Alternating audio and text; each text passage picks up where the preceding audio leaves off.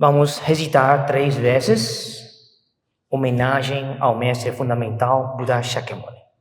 Homenagem ao mestre fundamental Buda Shakyamuni. Homenagem ao mestre fundamental Buda Shakyamuni. Homenagem ao mestre fundamental Buda Shakyamuni.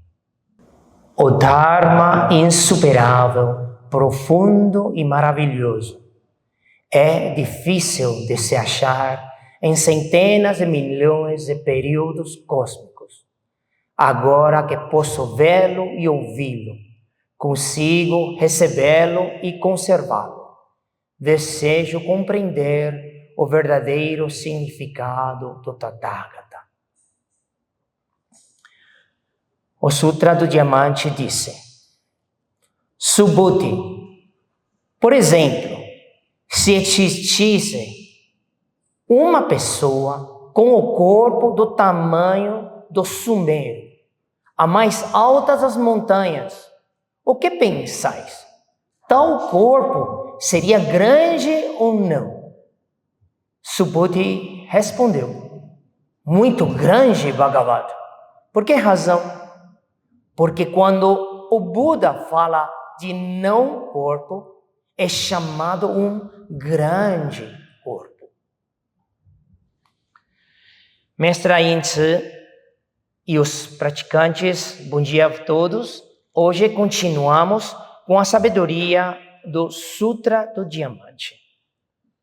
A 19ª palestra. Continuamos com a explicação da realização dos Bodhisattvas que alcançaram o caminho e obtiveram o corpo surgido da natureza do Dharma. A questão aqui abordada explica o corpo da natureza do Dharma de um Bodhisattva. Para um Bodhisattva que ainda não realizou a verdadeira realidade de todos os fenômenos, seu corpo, embora mais vigoroso e majestoso que o nosso, ainda é um corpo de carne e osso. Mas o corpo de um Bodhisattva que compreendeu a marca do Sunyata surge da realização da natureza do Dharma, sendo formado pelo poder dos votos de grande compaixão e pela acumulação de méritos e virtudes. Esse corpo é chamado de corpo surgido da natureza do Dharma e possui uma majestade extraordinária. No entanto, ele não pode ser visto por seres ordinários, comuns, não liberados. Pois o que estes percebem são apenas os corpos de manifestação dos grandes Bodhisattvas. Aqui no Sutra, o texto, o Buda perguntou: o corpo da natureza do Dharma de um Bodhisattva é como o grande Monte Sumério, a montanha central de um pequeno mundo, que se eleva a 42.000 yojanas acima do oceano e é composto pelos 7 tesouros. Sendo assim imenso e magnífico, você o considera grande ou não? Subhuti respondeu: sem dúvida, é imensamente grande. O termo corpo, kaya, em sânscrito, significa agregado e composto. Sendo agregado e composto, surge das causas e condições e não possui essência própria. Por não ter essência própria, ele é chamado de não corpo. E justamente por ser um não corpo, ele é denominado grande corpo, convencionalmente. Os seres sencientes, apegados às aparências, às marcas, não compreendem o sunyata da natureza do Dharma. Como alguém que ignora o oceano e se apega apenas a uma gota, pequena bolha da água. Sua visão limitada os impede de receber a vastidão da realidade, a verdadeira realidade. Os bodhisattvas, por meio de causas e condições puras, compreendem que todos os fenômenos são ausentes, carentes de natureza própria e surgem em interdependência.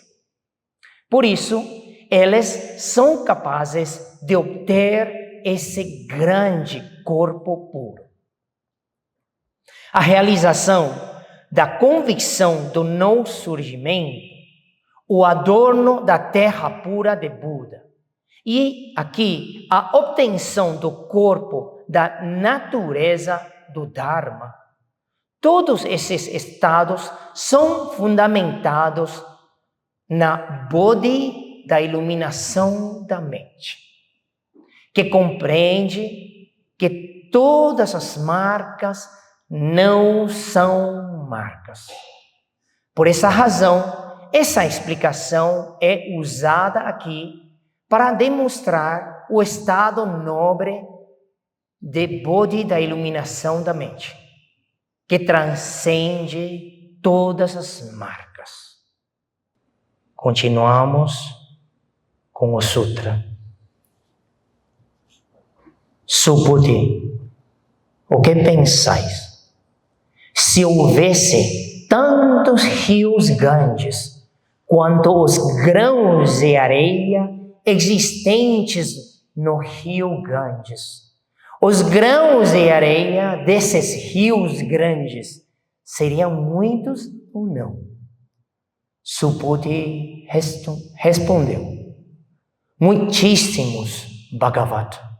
Os próprios rios grandes seriam inumeráveis, quanto mais seus grãos de areia. Subhuti, direi a vós esta verdade. Se um bom homem ou uma boa mulher doasse os 7 tesouros em número igual aos grãos de areia dos rios grandes e cobrisse com eles os 3.000 grandes milhares de mundos, essa pessoa obteria muitos méritos ou não? Subhuti respondeu: muitíssimos, Bhagavat. O Buda disse a Subhuti: se um bom homem ou uma boa mulher recebe e mantém apenas 4 versos ou mais desse sutra e os transmitir a outros seres, seus méritos superam os méritos mencionados anteriormente. Além disso, Subhuti, vós deveis saber que onde quer que este sutra, ou apenas 4 de seus versos ou mais, sejam recitados, todos os devas, humanos e asuras, deverão fazer oferendas como se fosse um stupa de Buda. Quando mais, no caso de uma pessoa que frequentemente possa receber, manter, ler e recitar de memória este sutra por completo. Subhuti, vós deveis saber que tal pessoa tem alcançado o Dharma supremo e excepcional. Onde quer que esse sutra possa ser achado, haverá um Buda ou um respeitável discípulo. Nossa, somente ler este trecho, minhas mãos estão temblando com energia. Nesse sutra, a avaliação dos méritos é feita em camadas cada vez mais profundas. Anteriormente, utilizou-se a doação dos 7 tesouros em quantidade suficiente para preencher 3.000 grandes milhares de mundos. Tem um termo em astronomia que é trixiliocosmos, como base de comparação. Agora, a comparação se expande, aprofunda, para incluir a doação dos 7 tesouros em um número de mundos equivalente ao número de grãos de areia existentes em incontáveis rios Ganges. Vocês sabem onde está o rio Ganges? Na Índia, hoje. Vocês tocaram a areia do rio Ganges? Eu toquei. Aos 14 anos, minha mãe tinha amigos que foram à Índia e trouxeram de volta areia do rio Ganges. E é uma areia que nunca toquei em minha vida. É tão fino, porque é um rio muito antigo. Então, através de tanta, fricção, erosão e tudo, é tão fino. Imagina um grão de areia do rio Ganges é muito, muito mais pequeno que um grão de sal. E aqui fala da areia de um rio inteiro. Para demonstrar a grandiosidade desse sutra, e inspirar respeito e dedicação naqueles que o recebem e praticam. O Buda fez a seguinte pergunta a Subhuti: se cada grão de areia existente no rio Ganges representasse um outro rio Ganges, e cada um desses rios tivesse tantos grãos de areia quanto o próprio Ganges, esse número seria grande ou não? Subhuti respondeu: o próprio rio Ganges já contém um número de grãos de areia incalculável. Se houvesse rios Ganges em tal quantidade, cada um com suas próprias areias incontáveis, esse número seria inconcebivelmente grande. O Buda então disse a Subhuti: não se surpreende. Agora lhe digo com sinceridade e honestidade. Suponha que um bom homem ou uma boa mulher usasse 7 tesouros para preencher um número de mundos equivalente ao número de grãos de areia em todos esses incontáveis rios Ganges e oferecesse essa riqueza em doação aos seres. Você considera que essa pessoa acumularia muitos méritos ou não? Subhuti respondeu: os méritos seriam imensuráveis. O Buda então prosseguiu.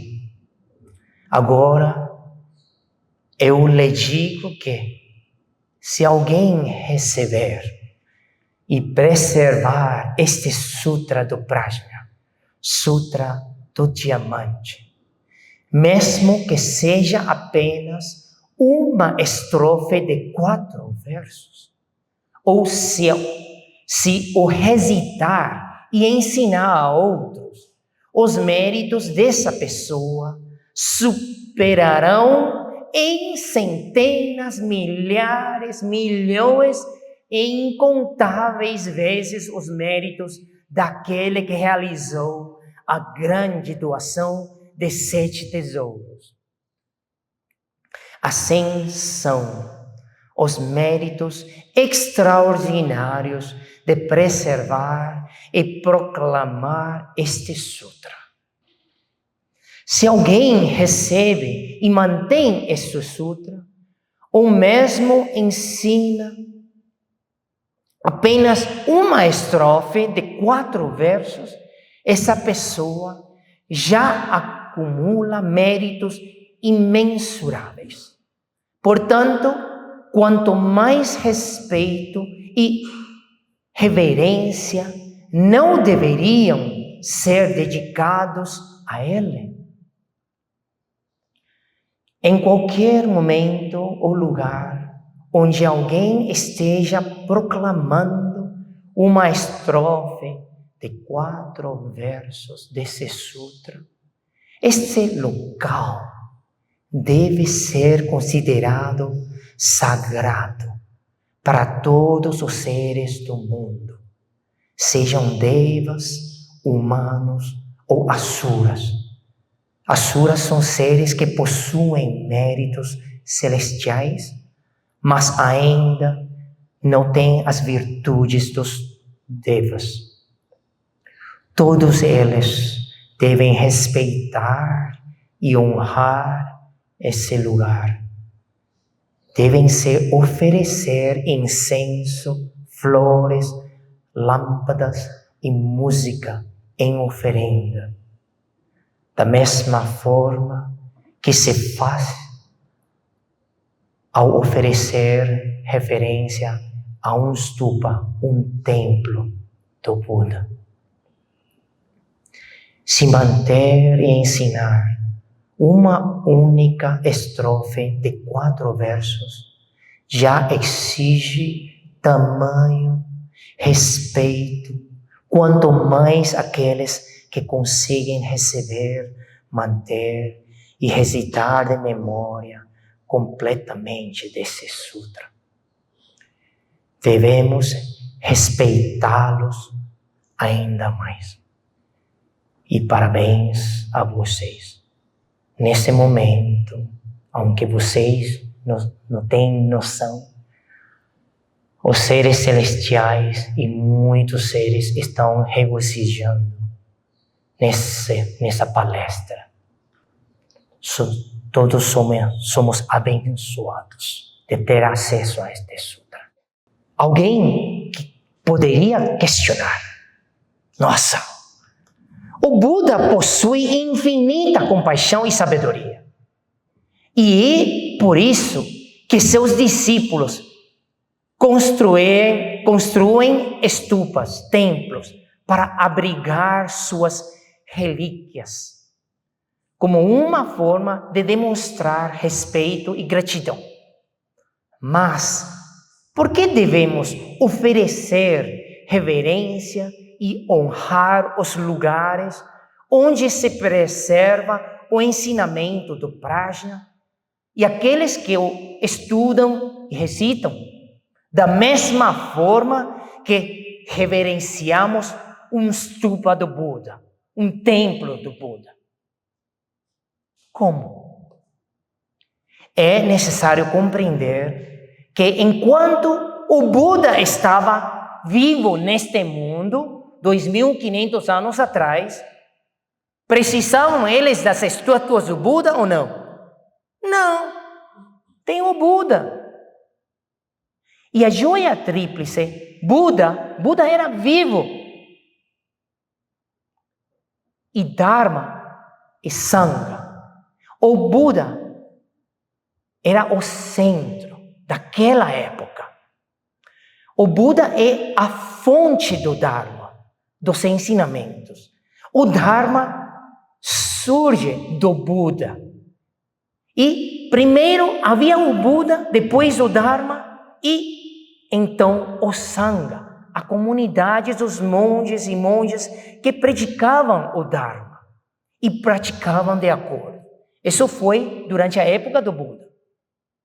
Após o falecimento, o Nirvana do Buda, durante a era dos ensinamentos dos Sravakas, o Sangha passou a ser o centro da joia tríplice, onde houvesse uma comunidade monástica, ali também havia o Dharma.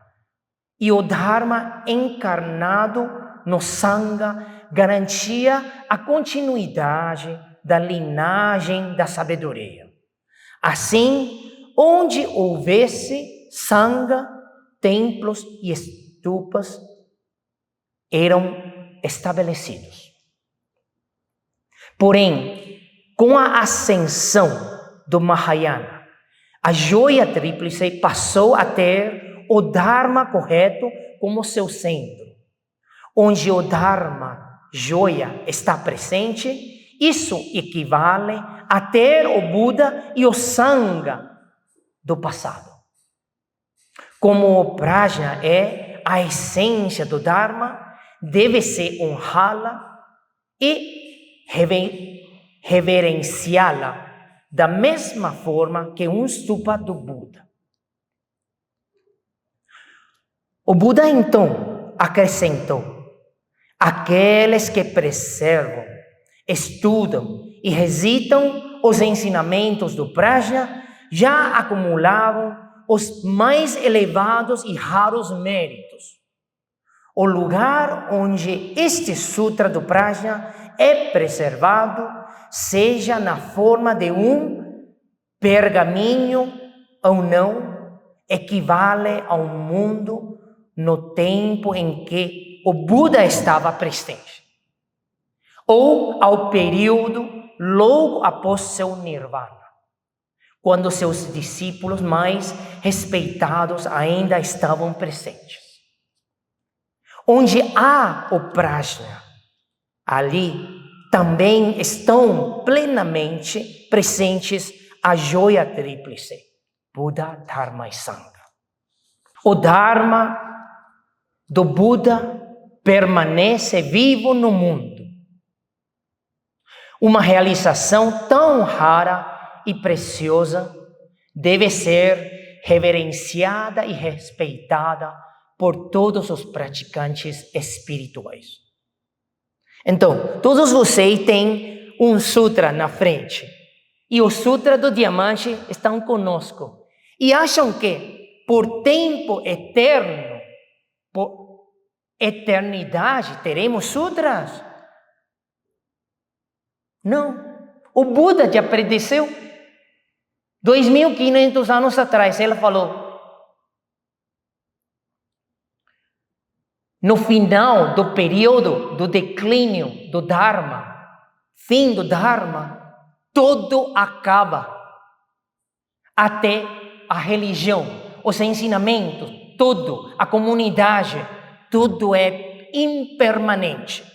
Nem a religião, os ensinamentos podem superar a impermanência. Então, quanto tempo ainda temos neste mundo?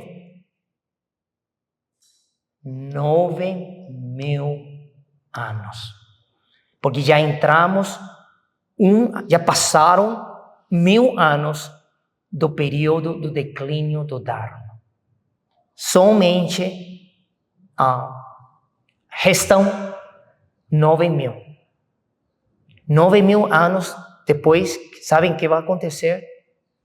Não se encontra nenhum monge, monja, nenhum mestre, não terão nenhum templo, todos os templos serão acabados em nenhuma estátua do Buda, em nenhum sutra.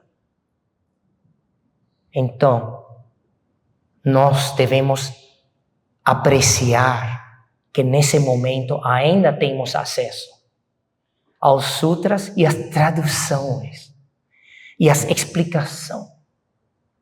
Vamos aprofundar a discussão sobre mérito. O Sutra de Amitabha diz que não se pode renascer naquela terra, referindo à terra pura da suprema felicidade do Buda Amitabha, faltando de boas raízes, méritos e condições favoráveis. Então, vamos definir que são as boas raízes e quais são os méritos, também mencionado nesse sutra. O que são as boas raízes, ou também traduzido como raízes de virtude?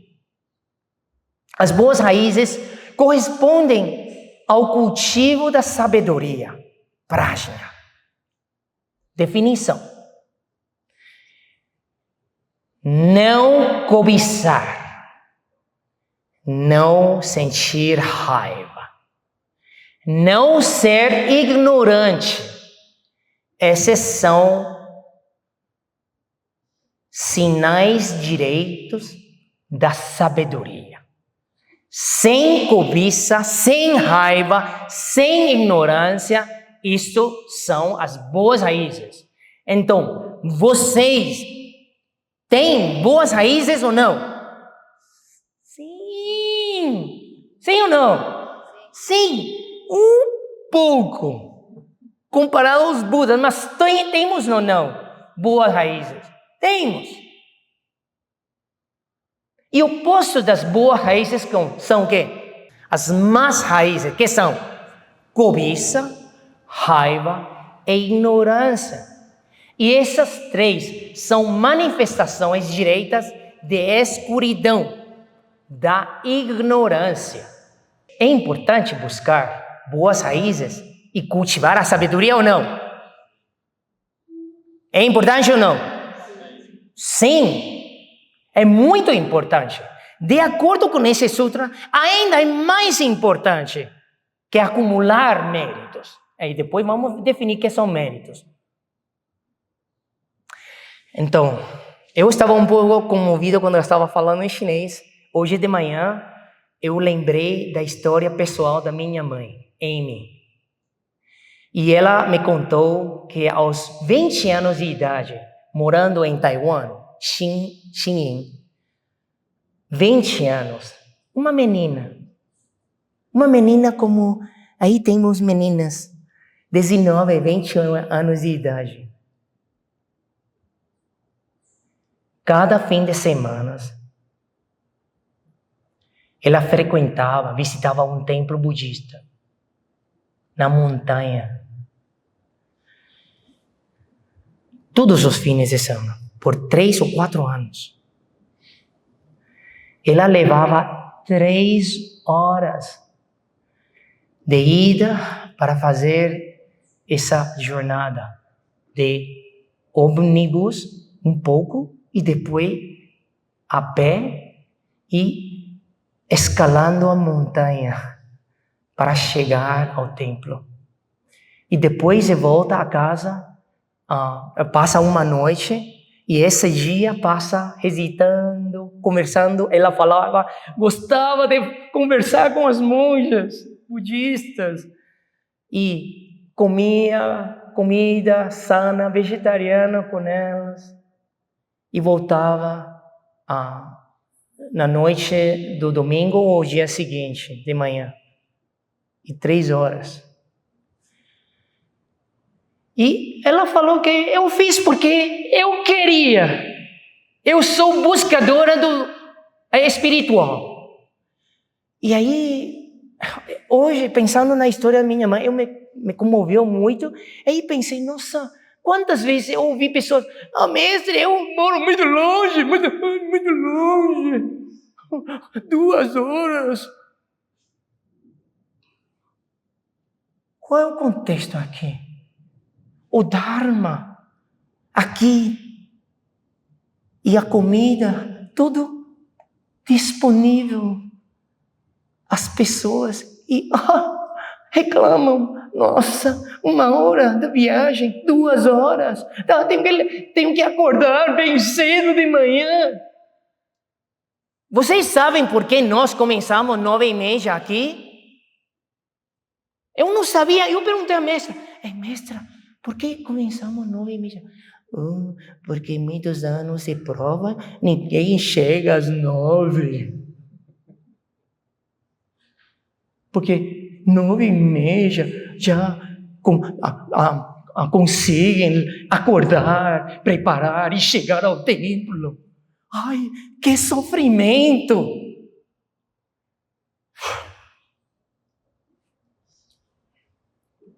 Então, parabéns a vocês. Vamos dar um aplauso para vocês? Vocês estão aqui, escutando o Dharma. Isso é bem difícil. Já sabem que é boas raízes, não? Que são as 3 boas raízes? Não cobiça, não raiva, não ignorância. E é desenvolver a sabedoria. Então, o que é méritos? O que são os méritos? O mérito refere-se ao cultivo da compaixão, do altruísmo. Então, hoje muitas pessoas falam, eu me amo a mim mesmo. Nossa, isso gera méritos ou não? Que méritos? Eu, vida atrás vida, eu amo ego, egocentrismo, egoísta. Não gera nenhum mérito.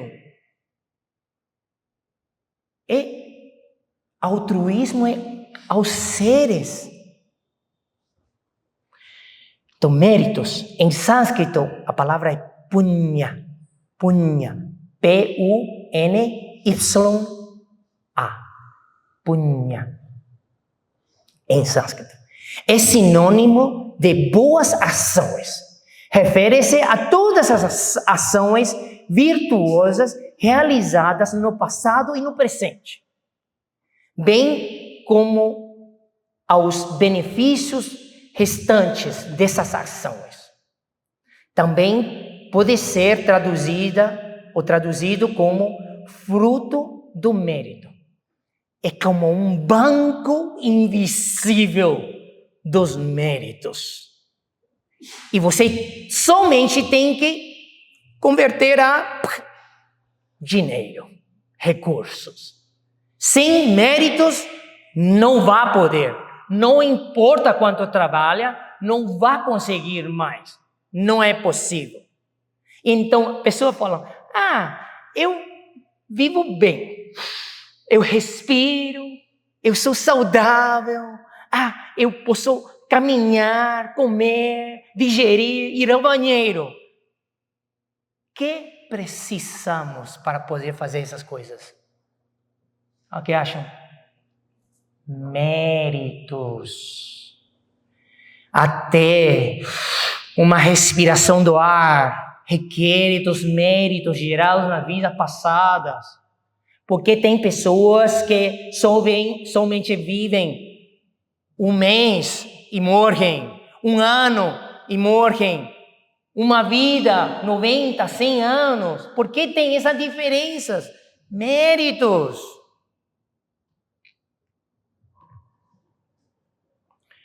O oposto do mérito, o que opõe aos méritos, chamamos transgressão, que representa todas as más ações prejudiciais e as dores resultantes, sofrimentos resultantes dessas ações negativas. Então, é importante buscar mérito e cultivar méritos, desenvolver ações meritórias ou não? Sim, precisamos méritos. Com fome, você não vai conseguir meditar muito bem. Precisamos dos méritos. Mas entre méritos e a sabedoria, boas raízes, que é o que esse sutra nos indica? Qual é mais importante? Seguimos. Indo além, o que é virtude ou virtude transcendental? A virtude transcendental está relacionada com o cultivo da sabedoria incondicionada. No Sutra do Diamante, o Buda ensina que um bodhisattva deve praticar a doação, a generosidade, sem se apegar às marcas, aparências. Não se apegar às formas, sons, cheiros, sabores, nenhum fenômeno ao fazer doação. E nem apegar ao Dharma, que chama no Dharma.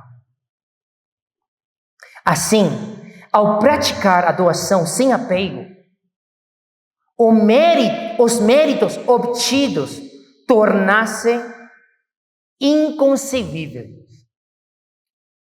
Isso ocorre porque a doação sem apego transcende a mera acumulação de punya, méritos. Ela se torna virtude. E a virtude é incondicionada. Então, qual é a diferença entre méritos e virtude? Punya é a diferença com guna. O mérito está relacionado às ações externas. É um bem condicionado. Fazer o bem, mas condicionado, mundano. A virtude transcendental é a realização interna, okay, da natureza búdica e da sabedoria incondicionada.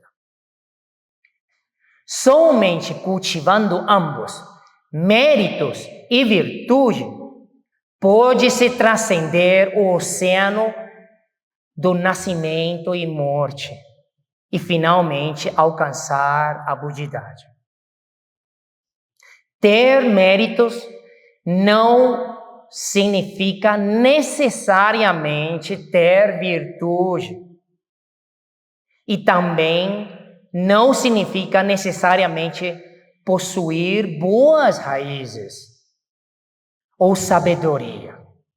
Por outro lado, quem possui virtude transcendental, certamente, com certeza, possui méritos. E, sem dúvida, já desenvolveu a sabedoria. Então, eu dei um exemplo. Fazer trabalho voluntariado. Cozinhar. Cozinhar gera méritos ou não? Sim. Méritos, sim. Mas cozinhando, brigando com todas as pessoas, gera mérito, virtude ou não? Não. Até, não somente que não gera virtude, está gerando o quê? Deméritos. Transgressões. Então, se uma pessoa entende, vou cozinhar para alimentar os praticantes, e aí recita, Amitofo, Amitofo, Amitofo, Amitofo. E alguém fala, faz mais rápido, e fala, Amitofo, Amitofo, Amitofo. Você é muito devagar. Amitofo, Amitofo, Amitofo. Estaria praticando o quê? Acumulando o quê? Virtude. Não eu. Ao estudar e propagar o Buda Dharma, naturalmente, cultivamos méritos. Virtude transcendental e fortalecemos as boas raízes. O mais importante é que isso permite despertar a sabedoria suprema, especialmente a sabedoria incondicionada. Mas, em geral, as pessoas apenas buscam acumular méritos, porque méritos levam a dinheiro efetivo, recursos, e negligenciam, relutam em cultivar a sabedoria. Este sutra nos fala, tem que desenvolver sabedoria, virtude. Com virtude, também podemos acumular méritos.